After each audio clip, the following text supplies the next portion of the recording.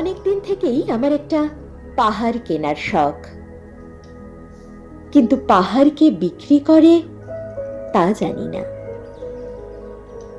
যদি তার দেখা পেতাম, দামের জন্য আটকাতো না। আমার নিজস্ব একটা নদী আছে, সেটা দিয়ে দিতাম পাহাড়টার বদলে। কে না জানে পাহাড়ের চেয়ে নদীর দামই বেশি। পাহাড় স্থাণু, নদী বহমান। তবু আমি নদীর বদলে পাহাড়টাই কিনতাম, কারণ আমি ঠকতে চাই। নদীটাও অবশ্য কিনেছিলাম একটা দ্বীপের বদলে। ছেলেবেলায় আমার বেশ ছোট্ট খাট্ট ছিমছাম একটা দ্বীপ ছিল, সেখানে অসংখ্য প্রজাপতি। শৈশবে দ্বীপটি ছিল বড় প্রিয়। আমার যৌবনে দ্বীপটি আমার কাছে মাপে ছোট লাগলো। প্রবহমান ছিপছিপে তন্নি নদীটি বেশ পছন্দ হলো আমার।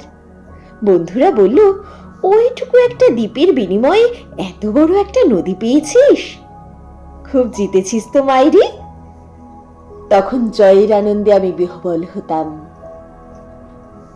তখন সত্যিই আমি ভালোবাসতাম নদীটিকে। নদী আমার অনেক প্রশ্নের উত্তর দিত, যেমন, বলতো আজ সন্ধেবেলা বৃষ্টি হবে কিনা। সে বলতো, আজ এখানে দক্ষিণ গরম হাওয়া, শুধু একটি ছোট্ট দ্বীপে বৃষ্টি। সে কি প্রবল বৃষ্টি, যেন একটা উৎসব।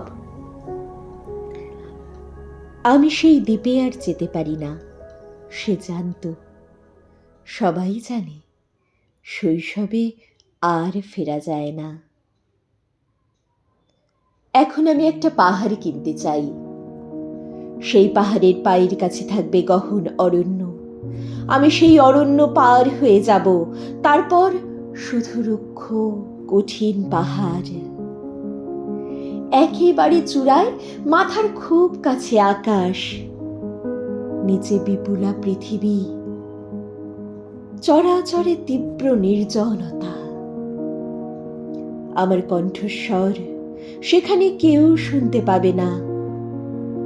আমি ঈশ্বর মানি না, তিনি আমার মাথার কাছে ঝুঁকে দাঁড়াবেন না। আমি শুধু 10 দিককে উদ্দেশ্য করে বলবো, প্রত্যেক মানুষই অহংকারী। এখানে আমি একা, এখানে আমার কোনো অহংকার নেই। এখানে জয়ী হবার বদলে ক্ষমা চাইতে ভালো লাগে। হে 10 দিক, আমি কোনো দোষ করিনি, আমাকে ক্ষমা করো। হে 10 দিক, আমাকে ক্ষমা করো।